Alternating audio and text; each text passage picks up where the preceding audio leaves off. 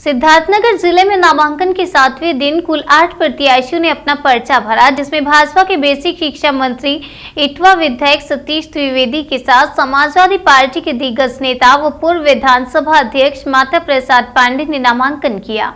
इसके अलावा भाजपा के कपिल वस्तु विधानसभा से श्याम धनी रही और डुमरियागंज विधानसभा से भाजपा के ही राघवेंद्र सिंह ने भी नामांकन किया। इसके साथ ही कपिल वस्तु विधानसभा से बसपा प्रत्याशी कन्हैया कनौजिया ने भी पर्चा भरा। नामांकन के दौरान प्रशासन पूरी तरह से चौकस रहा। पूरा कलेक्ट्रेट परिसर पूरी तरह से पुलिस छावनी में तब्दील रहा। इस मौके पर इटवा विधानसभा से सपा प्रत्याशी माता प्रसाद पांडे मीडिया से बात करते हुए कहा कि विकास ही उनका चुनावी मुद्दा है। साथ ही भाजपा पर आरोप लगाते हुए कहा, भाजपा सरकार ने कोई विकास नहीं किया, यूपी की जनता इसका जवाब देगी। नामांकन कर चुके भाजपा प्रत्याशी इटवा विधानसभा से और बेसिक शिक्षा ने दावा किया कि उनका चुनावी मुद्दा विकास होगा। चुनाव जीतने के बाद अपने क्षेत्र में विकास की गंगा बहा देंगे। बेरोजगारी, महंगाई, गरीबी निरंतर बढ़ते रहना, विद्यार्थियों की बड़ी फीस, शिक्षा, किसानों के एमएसपी, किसानों के खेतों में छुटी हुई गायें जो ये 35 किलो देते हैं उससे ज़्यादा वो खा जाती हैं एक महीने में उनका अनाज। ये सारे मुद्दे हैं। मुख्य मुद्दा है बेरोजगारी,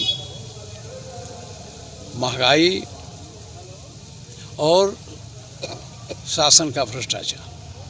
और आप जैसे क्या विकास करेंगे अगर आप विधायक हो रहे हैं इस बार तो क्या विकास करेंगे? ये बताओ, अब बात करने का तो मौका है नहीं। हम लोग तो बहुत दिन से विधायक रहे। नौगढ़ का कौन बनवाया है मुख्यालय? अस्पताल कौन बनवाया है यहाँ का? यूनिवर्सिटी कौन बनवाया है यहाँ का?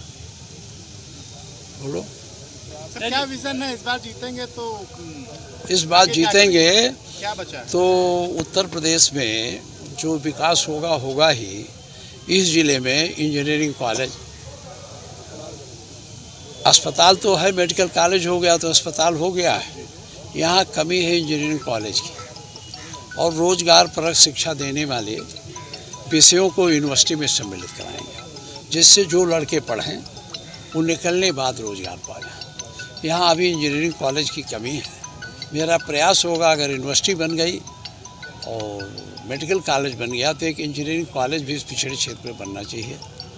पहली बार जब चुनाव मैदान में उतरा था 2017 में, हमारी भारतीय जनता पार्टी ने मुझे अवसर दिया था इटवा से चुनाव लड़ने का।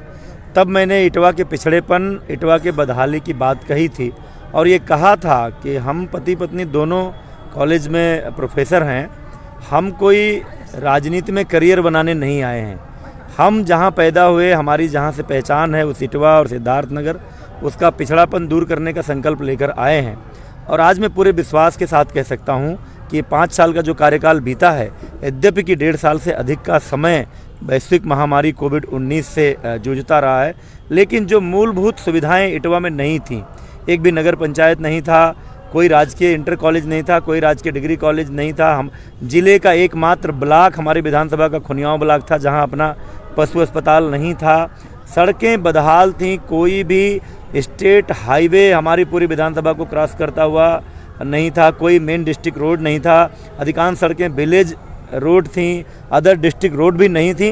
लेकिन इन 4 सालों में वो अधिकांश समस्याएं जो मैंने गिनाई थी टिकट लेकर आने के बाद, वो पूरी हुई हैं। आज इटवा बिस्कोहर नगर पंचायत बन चुका है, सपना साकार हो गया है लोगों का। राजकीय इंटर कॉलेज बनकर तैयार हो गया है, राजकीय डिग्री कॉलेज का निर्माण पूरा होने वाला है, खुनियाव ब्लॉक का पशु अस्पताल काम कर रहा है, ITI, पॉलिटेक्निक दोनों बन रहे हैं। इसकी चर्चा हमने चुनाव में नहीं की थी, लेकिन ये भी हुआ। और Itwa Biskohar Tulsipur road state highway घोषित हुई, इटवा बेलवा हुरलापुर मार्ग मेन डिस्ट्रिक्ट रोड घोषित हुआ। सिद्धार्थनगर में 11 सड़कें इस 5 साल में विलेज रोड से अदर डिस्ट्रिक्ट रोड हुई, उसमें से 9 हमारे विधानसभा क्षेत्र की घोषित हुई। 50 से अधिक सड़कें नई बन रही हैं, कई करोड़ों की मरम्मत हुई और 3 सड़कें हमारी विधानसभा और अन्य भी विधानसभाओं से जोड़ती हैं। शाहपुर सिंगारजोत मार्ग, इटवा बेलवा हुरलापुर मार्ग और जकैया कटेला मधवापुर कला मार्ग 7 मीटर चौड़ीकरण 150 करोड़ की केवल 3 सड़कें आई। तो मैं आज संतुष्ट हूँ। और जो नारा हमारे कार्यकर्ताओं ने दिया था, इटवा शून्य से शिखर की ओर, तो शिखर तो कभी आता नहीं है, लेकिन शिखर की ओर इटवा अग्रसर है, इस बात का मुझे संतोष है।